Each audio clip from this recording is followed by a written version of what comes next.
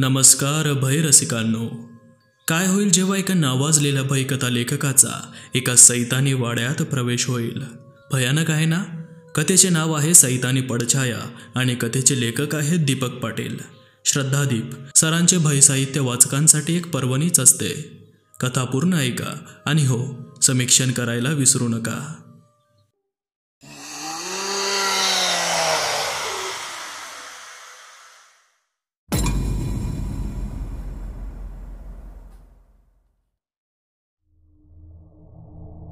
हाय सुहास, कसा आहेस? कपिलने आपला मित्र सुहासला सकाळी सकाळी फोन केला. काय मग दी कपिल राजाध्यक्ष, कशी काय आठवण काढली? मला वाटलं विसरला की काय गरीबाला. सुहास उपरोधाने म्हणाला. बस का यार, अरे आपले म्हणावे असे काही मोजकेच लोक आहेत, त्यापैकी तू एक. तुला कसा विसरेन? बाकी काय मस्त चाललंय ना? कपिल म्हणाला. आमचं काय बाबा, सकाळी 9 ते सायंकाळी 7, लोकल ट्रेनसारखे चाकोरीबद्ध आयुष्य. तू सांग, काय नवीन पुस्तक वगैरे? सुहासने विचारलं. नाही यार, काही सुचतच नाही आहे हल्ली. म्हणजे तसे 2 विषय आहेत डोक्यात, पण त्यात काही दम नाही असं वाटतं. आणि हो, मयूर कसा आहे? कॉफीचा सिप घेत कपिलने विचारले. अरे मयूर गेला ना US ला, त्याचे बाबा तिथेच असतात ना. त्याने मुंबईतली इथली नोकरी सोडली आणि आता US ला सेटल होणार म्हणत होता. सुहास बोलला. ब्रेडवर लोणी पसरवत कपिल पुढे बोलू लागला. ऐक ना, मी महाबळेश्वरला जायचं म्हणतोय. 15 दिवसांसाठी थोडा एकांत हवा आहे, म्हणजे काहीतरी भन्नाट सुचेल. तू येतो का सुरुवातीचे 2-3 दिवस सुट्टी काढून? मस्त एन्जॉय करू. मग तू ये निघून मुंबईत, मी राहीन पुढचे 10-12 दिवस लिखाण करत. काय म्हणतो? अरे शक्य नाही यार, गेल्याच महिन्यात कजिनच्या लग्नाला 5 दिवस सुट्टी लागली. आता सुट्टी नाही मिळणार लवकर. पण एक सांगू, तुला लिहायचं आहे तर महाबळेश्वरला काय चाललं आहे? तिथे कसला डोंबलाचा एकांत मिळायचा तुला? त्यापेक्षा तू एक काम कर, महाबळेश्वरपासून 30 किलोमीटरवरच करंजखोप गाव आहे, मयूरचे गाव. तिथेच का नाही जात? एकदा मयूर सांगत होता, मस्त निसर्गरम्य गाव आहे. शिवाय तुला छान प्रायव्हसी मिळेल लिखाणासाठी. आणि कधी बोर झालास तर महाबळेश्वर 1 तासाच्या अंतरावर. काय म्हणतो? सुहासने सुचवले. आयडिया चांगली आहे, पण मयूरचे कुटुंब तर US मध्ये राहते. मग तिथं गावात राहायची व्यवस्था? त्यावर सुहास म्हणाला. हे बघ, मयूरचा वाडा आहे गावात. कुणीतरी केअरटेकर आहे, तो तुझी जेवणाची व्यवस्था करेल. बाकी काही गोष्टी स्वतः कराव्या लागतील. गाव आहे ते, शहर नव्हे. आणि तू असशील लेखक वगैरे. गावात कुणाला काही फरक पडत नाही त्याने. बाकी एकांत मिळेल तुला. तू म्हणत असशील तर मी मयूरशी बोलतो. हो, विचारून घे त्याला. मी 2 दिवसात निघेन म्हणत कपिलने फोन कट केला. कपिल राजाध्यक्ष 30 वर्षाचा एक युवा मराठी लेखक. त्यानं लिहिलेल्या पहिल्याच मराठी भय कादंबरीला वाचकांनी इतकं डोक्यावर घेतलं की लाखो प्रती खपल्या. तो करोडपती झाला. त्यानंतर त्याच्या पुढच्या 2 कादंबऱ्याही तुफान लोकप्रिय झाल्या. भयकथा लेखन त्याचा आवडता विषय. एवढ्या कमी वयात एवढा यशस्वी आणि लोकप्रिय झालेला तो एकमेव लेखक असावा. लोकांच्या या उदंड प्रतिसादानंतर त्याने आपली गलेलठ्ठ पगाराची नोकरी सोडून तो आता पूर्णवेळ लिखाण करू लागला होता. पण त्याच्या या तुफानी चाललेल्या 3 कादंबऱ्यानंतर त्याला भन्नाट असं काही सुचलं नव्हतं. गेल्या 6 महिन्यांपासून काही तुरळक लघुकथा सोडल्या तर तो काहीही नवीन लिहू शकला नव्हता. त्यामुळे त्याचं मन त्याला खात होतं. लेखक असो वा सिनेनट अथवा कोणी क्रिकेटपटू, चर्चेत न राहिल्यास हे निष्ठूर जग विसरू शकतं. कपिलला लवकरच काहीतरी भन्नाट लिहावं लागणार होतं. काहीतरी असं की जे विलक्षण असावं आणि तितकंच भीतीदायक. पण सुचत काहीच नव्हतं. म्हणूनच तो त्या छोट्याशा गावातही जाऊन राहायला तयार झाला होता. कपिल हा पहिल्यापासूनच काहीसा वेगळा होता.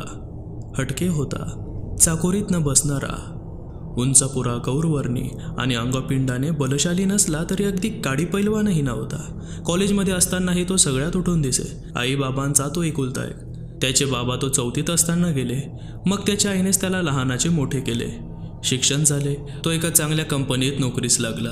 आता कुठे सुखाचे दिवस त्याच्या आयुष्यात डोकावू पाहत होते, तोवर नियतीने घाला घातला. आई आजारी पडली. बघता बघता तिने अथरून धरला. सर्व चेकअप झाले. तिला लोकेमिया होता, ब्लड कॅन्सर, तोही अगदी लास्ट स्टेजचा. त्याच्या डोळ्यासमोर आईने प्राण सोडले. वर्ष लागले त्याला या धक्क्यातून सावरायला. पण छंद म्हणून सुरू असलेले त्याचे लिखाण सुरूच होते. जॉब सांभाळता सांभाळता तो लिहित होता. भयकथा आणि एक कादंबरी त्याने त्याच एका वर्षात लिहिली होती. त्याची पहिली भय कादंबरी, दृष्टीच्या पलीकडे. आणि याच कादंबरीने त्याचे आयुष्य बदलले. एका प्रकाशकाने धोका पत्करून ही कादंबरी प्रकाशित केली आणि लोकांचा उत्स्फूर्त प्रतिसाद मिळाला. आता पैसा होता, वेळ होता, पण आपलं म्हणावं असं जवळचं नात्याचं कोणीही नव्हतं. म्हणजे तसे त्याचे बरेच नातेवाईक होते, पण नातेवाईक कसले ते? संधी साधू गिधाडेच ती. त्याच्या पडत्या काळात त्याच्याकडे कोणी ढुंकूनही पाहिले नव्हते. पण आता प्रसिद्धीच्या आणि वैभवाच्या शिखरावर असलेल्या त्याला भेटायला ते उत्सुक असत. त्यामुळं कपिल त्यांना कधीही आपलं मानत नव्हता. त्याचे मित्रच त्याचे सर्वस्व, पण लिखाणामुळे तो त्यांच्यापासूनही काहीसा दुरावला होता. सायंकाळ झाली होती. कपिल आपल्या बंगल्याच्या बाल्कनीत उभा होता. हातात फेसाळत्या कॉफीचा मग घेऊन समोरच्या रस्त्यावरील वाहनाची झुंबड पाहत होता. तो आता त्या गावाबद्दल विचार करत होता. काय बरं नाव? करंजखोप. किती वेगळं नाव आहे नाही? एक गूढ अनाकलनीय नाव. खरंच गाव जर निवांत असेल तर किती बरं होईल. एक मस्त कादंबरी लिहू. आणि फारच बोर झालं तर महाबळेश्वर आहेच. उद्या सुहासला फोन करू. तो मयूरला विचारणार आहे. पण मयूर हो म्हणेल ना? म्हणेल हो, कॉलेजपासूनचे मित्र आहोत आम्ही. विचार करत कपिल रूमकडे वळला. रात्रीचे 10 वाजून गेले होते. मोबाईलवर नोटिफिकेशन आल्याने मोबाईल चमकला आणि व्हायब्रेट झाला. सुहासने मोबाईल उचलून पाहिला. एक मेसेज आला होता. तो कपिलचा मेसेज होता. अरे यार, हे तर विसरूनच गेलो आपण. त्याने रिप्लाय दिला. सॉरी यार, I forgot it. Calling him right away. Will confirm you within next 30 minutes. आणि त्याने पटकन मयूरला फोन केला. 3-4 रिंगनंतर फोन उचलला गेला. हॅलो मयूर, कसा आहेस? हां सुहास, बोल ना. अरे जरा घाईतच आहे, ऑफिसला चाललो आहे, बोल ना. मयूर खरंच घाईत असावा. त्याच्या बोलण्याच्या वेगावरून सुहासने ओळखले. अरे आपला कपिल आहे ना, त्याचे काम आहे तुझ्याकडे. त्याला तुझ्या गावी जायचं आहे 15-20 दिवस. ॲक्च्युली त्याला थोडा एकांत हवा होता लेखनासाठी, म्हणून मीच सुचवलं. सुहास एका दमात सगळं बोलून गेला. काय? अरे वेडाबिडा झाला का काय लेखक? अरे वाडा कसला तो? भूतबंगला झाला असेल. गेली 30 वर्ष तिकडे कोणी फिरकलंही नाही आहे. आणि हा कशाला चाललाय तिथे कडमडायला? त्याला सांग कुठेतरी चांगल्या ठिकाणी जा. कुलू, दार्जिलिंग किंवा अंदमानला वगैरे. त्या वाड्यात काय ठेवलंय असं? मीच माझ्या जन्मापासून एकदाच गेलोय तिथे. मयूर आश्चर्याने म्हणाला. अरे पण त्याला गर्दीची ठिकाणे नको आहेत. आणि तुझ्या गावी जायला फार उत्सुक दिसला मला. चालेल का तुला? वडिलांनाही विचार तुझ्या एकदा. सुहास बोलला. अरे न चालायला काय झालं? तिथं काय खजाना पुरलाय का? जाऊ दे, त्याला जाणार असेल तर बाबांना सांगेन मी. पण अरे तिथे गेली 30 वर्ष कोणी राहत नाहीये. ओस पडला असेल. बरं कोणी केअरटेकर पण नाहीये. कुलूप उघडल्यावर 4 दिवस साफसफाईतच जातील त्याचे. मयूरच्या बोलण्यात तथ्य होते. वाड्यात जाऊन राहायला सुरुवात करणे म्हणजे नवा संसार थाटण्यासारखे होते. अरे मी कल्पना दिली त्याला, तो तयार आहे या सगळ्यासाठी, पण तुला विचारावे म्हणून फोन केला. सुहासने सिगारेट सुलगावून तो झुरका मारत बाल्कनीत उभा होता. कधी हवे तेव्हा निघ म्हणावे त्याला. गावात गेल्यावर बंडोपंतांचा वाडा विचार. त्यांना भेटून माझ्या बाबांचे आणि माझे नाव सांग म्हणावं. तो वाड्याच्या किल्ल्यात येईल. कामाला नोकर वगैरे पाहिजे असेल तर त्याची व्यवस्था करेल. आमचे घरचे संबंध आहेत त्यांच्याशी. आणि काही अडचण असेल तर मला फोन कर म्हणावं. ठीक आहे ना? तू ग्रेट आहेस यार, सुहास म्हणाला. बस मस्का नको मारू. चल फोन ठेवतो, मी कारमध्ये बसलोय. आणि मयूरने फोन कट केला. तसं सुहासने लगेच कपिलला फोन केला. हॅलो डिअर, सामान पॅक करायला सुरुवात कर. मयूरने परवानगी दिली आहे, पण हो कोणी केअरटेकर वगैरे नाही आहे तिथे. गेल्यावर सगळी व्यवस्था तुलाच करावी लागेल. उद्या सकाळी फोन करून सगळं सविस्तर सांगतो तुला. हो चालेल, मी करेल मॅनेज. थँक्यू यार सुहास, कपिल उत्साहाने म्हणाला. हो का? चला थँक्यू काय. जा एक मस्त कादंबरी लिही, अशी की कमीत कमी 1 लाख प्रती खपल्या पाहिजेत. पण मग एक मोठी पार्टी पाहिजे तुझ्याकडून. सुहास म्हणाला. हो ब्रो, नक्की. आणि कपिलने फोन ठेवून दिला. दुसरा दिवस उजाडला. कपिलला सकाळपासून फार उत्साही वाटत होते. सकाळी लवकर उठून तो जॉगिंग करून आला. मग एक कडक कॉफी बनवून ती घेत तो थोडा वेळ गॅलरीत उभा होता. थोड्याच वेळापूर्वी सुहासचा फोन येऊन गेला होता. त्याने त्या गावाबद्दल मयूरने सांगितलेले सर्व काही कपिलला सांगितले होते. गेल्या गेल्या थोडे कष्ट घ्यावे लागणार होते, पण कपिलने मनाची तयारी केली होती. तेवढ्यात बेल वाजली. त्याच्या मेड संगीता मावशी आल्या होत्या. घरात शिरताच त्यांनी जणू घराचा ताबा घेतला. पदर खोचून त्या कामाला लागल्या. कपिलने त्यांना थोडा वेळ थांबा म्हणत सोप्यावर बसवले आणि तो 20-1 दिवस बाहेर जाणार असल्याचे सांगितले. त्यांचं नुकसान नको म्हणून त्याने पुढील महिन्याचा पगारही दिला. त्यांचे डोळे ओलावले. एकट्या संगीता मावशीच होत्या ज्यांच्याशी तो रोज 4 शब्द बोलत असे. एकेकाळी त्याची आईही दुसऱ्यांच्या घरी घरकाम करत होती. त्यामुळे कपिलला मावशींबद्दल फारच सहानुभूती वाटे. भरभर कामे उरकून दुपारचे जेवण बनवून मावशी निघून गेल्या. कपिल आता सुपरमार्केटला होता. सामानाची एक मोठी यादीच त्याने बनवली होती. एक इमर्जन्सी टॉर्च, एक छोटा टॉर्च, इंडक्शन शेगडी, इलेक्ट्रिक कॉईल वॉटर हीटर, बिस्किटे, मॅगी, बाम, व्हिस्की, इनो वगैरे वगैरे. सायंकाळी त्याने बॅग भरली. कपडे, लॅपटॉप, आयपॉड, काही पुस्तके, असं काही बाई. एक मोठी बॅग भरली. एका दुसऱ्या बॅगेत बाकीचे सामान पॅक केले. त्याच्या आईची आठवण, तळहातावर बसेल एवढी छोटी चांदीची गणेश मूर्ती, ती त्याने बॅगेच्या वरच्या कप्प्यात जपून ठेवली. आता काहीही काम शिल्लक नव्हतं. जेवण करून आज लवकरच झोपू, त्याने विचार केला. उद्या जवळजवळ 300 किलोमीटर ड्रायव्हिंग करायचे होते. मोठ्या उत्साहाने तो तयार झाला, एक सफारीसाठी. पण तो खरंच आपावून निघाला होता की नियती त्याला तिकडे घेऊन चालली होती? सांगणं कठीण होतं. काय वाढून ठेवलं होतं त्याच्या नशिबात? काय होते त्या गावात, त्या वाड्यात? कपिलला त्याची पुसटशी कल्पनाही नव्हती. बंडोपंत आपल्या नेहमीच्या दिनक्रमाप्रमाणे सायंकाळी फिरत अण्णासाहेब इनामदारांच्या वाड्यापाशी आले. वाड्याच्या गेटसमोर उभे राहून त्यांनी मुख्य दरवाजा, दिंडी दरवाजा आणि सर्व खिडक्या बंद असल्याची खात्री केली आणि ते माघारी वळाले. हे रोजचंच होतं. ही तपासणी करून स्वतः खात्री केल्याशिवाय ते कधीच घरी जात नसत. याशिवाय त्यांना झोप येणे शक्यच नव्हते. त्याला एक कारण होते आणि ते कारणही तसेच भयानक आणि विचित्र होते. बंडोपंत सावकाश पावले टाकत घराकडे चालले होते आणि त्यांना 4 वर्षापूर्वीचा एका अमावस्येच्या रात्री घडलेला तो भयानक प्रसंग आठवला. रात्रीच्या वेळी दोघेजण चोरटी पावले टाकत त्या वाड्याच्या अगदी जवळ पोहोचले. अमावस्येच्या मिट्ट काळोखात तो वाडा ध्यानस्थ बसलेल्या एखाद्या ऋषीसारखा स्तब्ध उभा होता. वाऱ्याने धडधड करत आपटणाऱ्या खिडकीच्या एका तावदानाची हालचाल सोडून सगळं काही शांत होतं. ती शांतता हृदयाचा ठाव घेणारी होती. जणू तो वाडा तावदाने हलवून त्या दोघांना आकर्षित करत होता. त्यांना आमिष देऊन आत बोलवत होता. दुसऱ्या मजल्यावरील उजव्या कोपऱ्यातल्या मागच्या खोलीत कोणीतरी होतं. अंधारात दबा धरून बसलेलं काहीतरी अनिष्ट, अपवित्र, अघोरी असं. हा वाडा जणू त्याचा गुलाम होता. त्याच्यासाठी सावध शोधत होता. न जाणे किती वर्ष, पण यश येत नव्हतं. आणि आज संधी आपणहून चालत दाराशी आली होती. बाळू आणि महादू, दोघे भुरटे चोर, शेजारच्या गावातले. त्यापैकी बाळूने मागील सलग 3 रात्री या वाड्यावर दुरून नजर ठेवली होती. वाडा बंदच होता आणि आजचा अमावस्येचा दिवस त्यांनी निवडला होता डल्ला मारण्यासाठी. अमावस्येला इथं कुणीही फिरकणार नाही, बाळूला खात्री होती.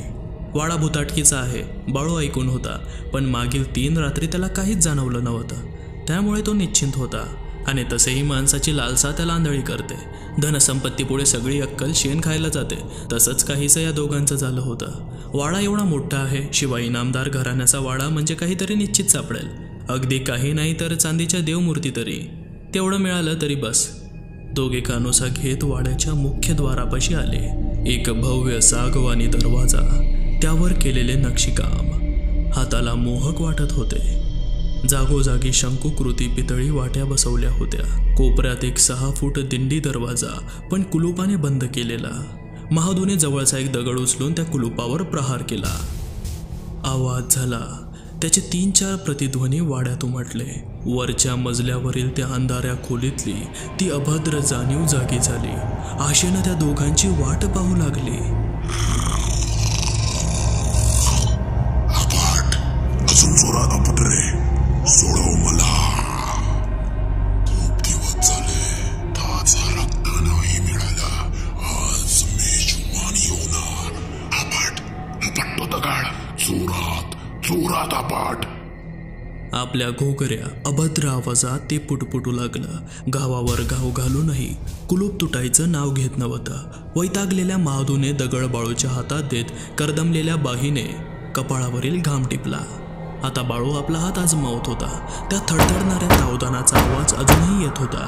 महादूने डोळे ताणून पाहिलं. खिडकीवर चढून वाढत जाण्यासारखी होती. खिडकीतील उभ्या गजातील एक गज गायब होता आणि दुसरा गज हाताने उपसून निघण्यासारखा होता. तो गज काढायला संघ चोरून आत जाता येऊ शकत होता. आणि ह्या गोष्टीत जणू त्या दोघांना महारत हासिल होती. दोघांचे चेहरे खुलले आणि त्यांनी तो गज उपसण्यासाठी शर्थीचे प्रयत्न सुरू केले. आता त्यांचे ते मरण त्या अंधारी खोलीत जणू त्यांची वाटच पाहत होते. खिदळत होते, चिकाळत होते. त्या सैतानाला रक्त मांसाचा जणू वासच लागला होता. ते रक्ताची होळी खेळण्यास आतुर होते. गेली कित्येक वर्ष भुकेलेले ते कर्मदरिद्री पिशाच बाहेर येण्यास आतुरले होते. आपल्या खुरप्यासारख्या भव्य नखांनी ते भिंतीवर ओरखडत होते, जणू त्या जीर्ण नखांना ते धार लावत असावे.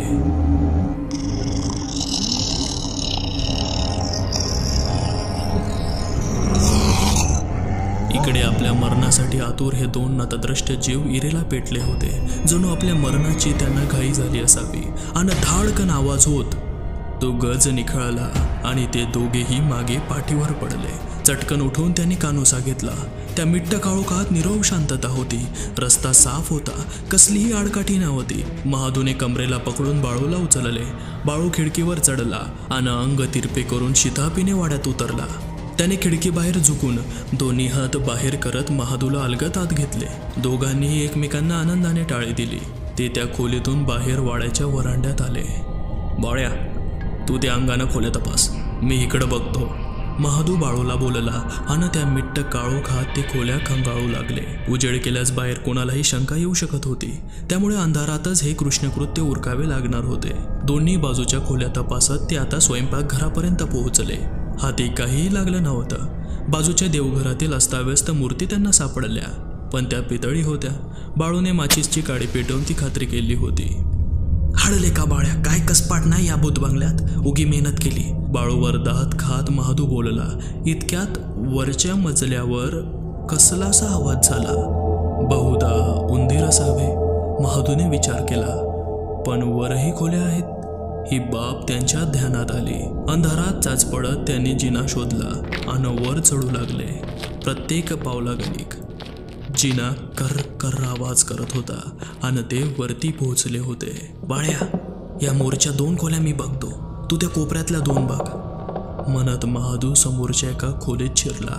बाळू त्या कोपऱ्यातल्या एका खोलीकडे सरसावला. दोन्ही खोल्या पालत्या घालून ते दोघे हात हलवत बाहेर आले. अजून 2 खोल्या शिल्लक होत्या. आता आलोच आहे तर बघू एकदा, या विचाराने ते पुन्हा त्या शिल्लक खोल्यांकडे वळले. महादू एका खोलीत शिरला. बाळू दुसऱ्या खोलीकडे निघाला. ती खोली अगदी कोपऱ्यात होती. तीच ती खोली होती ज्यात या दोघांचा मृत्यू जणू घात घालून बसला होता. बाळूने पाहिले, खोलीच्या दारावर एक लोखंडी कुलूप होते. त्या कुलूपावर कसलेसे दोरे बांधले असावे. कुलूप अंधारात काहीच नीट दिसत नव्हते, पण स्पर्शाने जाणवत होते. कुलूप पाहून त्या दोघांचे डोळे विलक्षण चमकले. काहीतरी घबाळ मिळणार आज. त्या पापी जीवांनी आतापासूनच पुढच्या आयुष्याचे इमले बांधायला जणू सुरुवात केली असावी. पण जे कुलूप ते तोडत होते, ते कुलूप त्यांचे मरण रोखून उभे होते. त्या लोभी जीवांना याची तसूभरही जाणीव नव्हती आणि त्यांनी आपल्याच पायावर कुऱ्हाड मारण्यासारखे त्या कुलूपावर खिडकीच्या निखळवलेल्या गजाचे घाव घालायला सुरुवात केली. पण कुलूप भलतेच कोडगे असावे. इतका मार खाऊनही ते तोंड उघडायला तयार नव्हते. इकडे हे दोन्ही चोर आता इरेला पेटले होते. कुलूप जरी तुटत नसले तरी कडी आता खिळखिळी होऊ लागली होती. त्या दोघांना जीव चढला होता आणि आत तो सैतान कुत्सितपणे हसत होता आणि आपल्या घोगऱ्या आवाजात पुटपुटत होता. अण्णा, चिकार दे अण्णा, बघ बघ, मी मुक्त होतोय. आता काय करशील रे तू मुर्दाडा, आणि काय करेल तुझा गाव? रक्ताचे पाठ आणि मांसाचा चिखल होणाराच. कोण रोखणार मला? आणि इतक्यात महादूने त्या गजाचा कटावणीसारखा वापर करून ती कडी उखडण्यासाठी ताकद लावू लागला. 2-3 जबर हिसक्यात कुलुपासह कडी निघाली आणि दार मोकळे झाले. त्याने दोन्ही दार उघडली. दारांचा कर्र असा दीर्घ आवाज झाला आणि ते उघडलं. ते बऱ्याच वर्षांनी उघडलं असावं, कारण तो आवाज गंजलेल्या बिजागरीचा होता आणि दार उघडताच एक कुबट दर्प येऊ लागला. बाळ्या, लेका उंदर मेले ती वाटतं, लय घाण वास सुटलाय. आणि इतक्यात एक गुरगुर आणि आर्त किंकाळी ऐकू आली अगदी जवळच. ती किंकाळी बाळूची होती. त्यासोबतच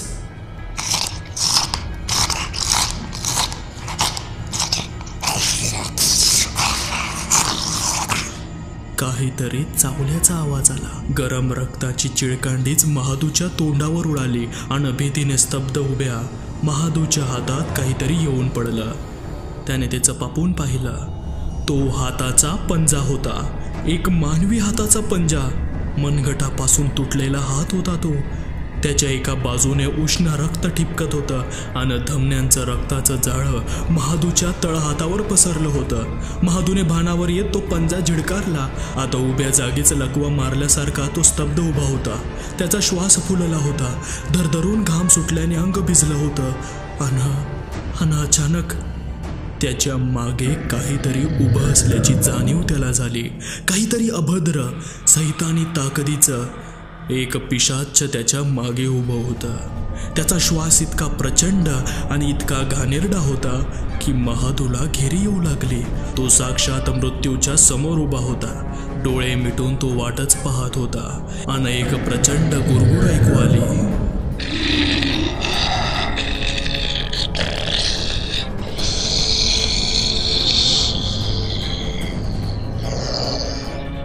अंधारातून आलेल्या एका पंजाने क्षणात त्याचं शिर धडा वेगळं केलं.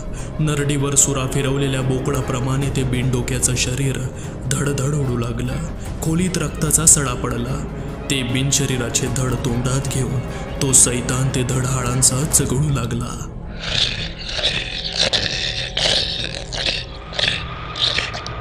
हाडं तुटत होती आणि त्या धडाचे 2 तुकडे झाले.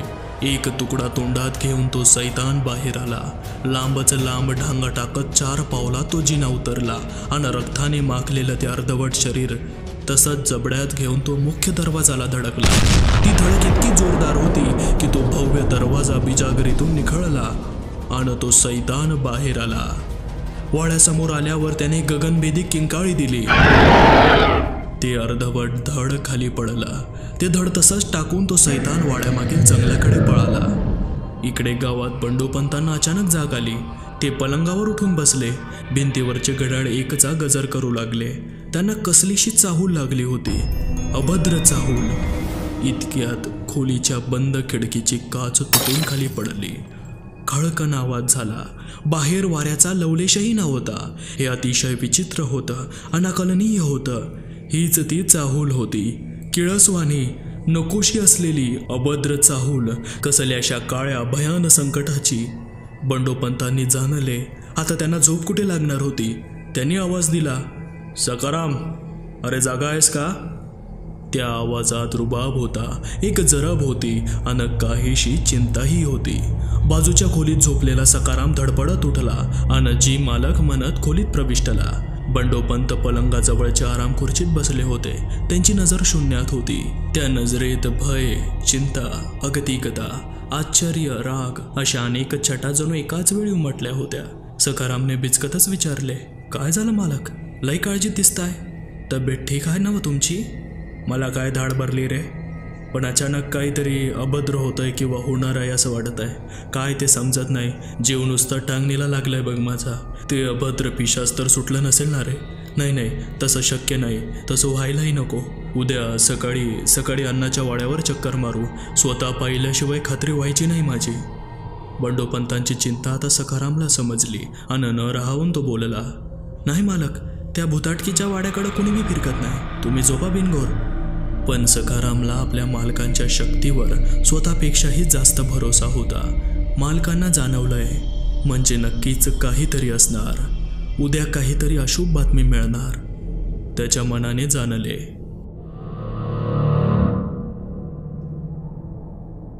मित्रांनो, हे साहित्य दर्जेदार ऑडिओ स्वरूपात बनवण्यास आम्हाला खूप मेहनत घ्यावी लागते. त्याचा मोबदला म्हणून तुमचा एक सबस्क्राईब, एक लाईक, एक शेअर आम्हाला आणखी मेहनत घेऊन उत्तम भाई साहित्य बनवण्यास नक्कीच प्रोत्साहन देईल.